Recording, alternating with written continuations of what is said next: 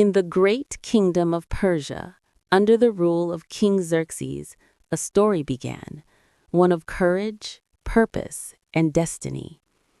The king held a grand feast, filled with power and celebration. But when Queen Vashti refused his command, everything changed.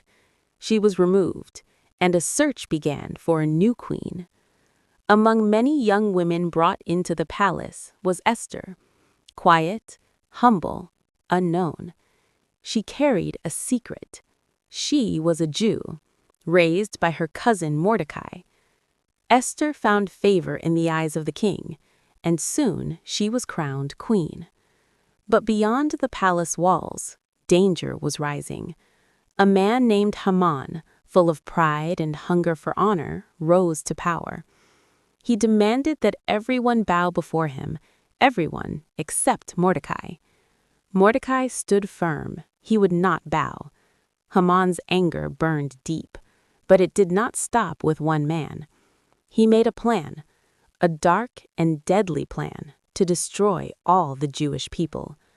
The king, unaware, approved the decree, and suddenly fear filled the land. When Mordecai heard, he wept in mourning, and he sent word to Esther. "Do not think you are safe in the palace," he told her, "and who knows if you have come to your royal position for such a time as this." Esther was afraid. To approach the king without being called meant death. But something changed inside her. Faith rose. Courage awakened. She gave a command.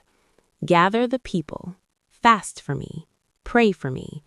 Then she said, "I will go to the king, and if I perish, I perish." For 3 days, the people prayed. They waited. They hoped. Then the moment came. Esther stepped into the king's court. Silence filled the room. Every eye watched. Would she live or die? Then the king lifted his golden scepter. She was accepted. But Esther did not rush. With wisdom, she invited the king and Haman to a banquet, then another. At the right moment, she spoke. "My life and my people are in danger." The king was shocked. Who would do such a thing? Esther pointed. The adversary is Haman. The truth was revealed. The evil plan collapsed. Haman fell by the very trap he had set, and Mordecai was lifted and honored. A new decree was written. What was meant for destruction became deliverance. Fear turned into joy. Mourning turned into celebration.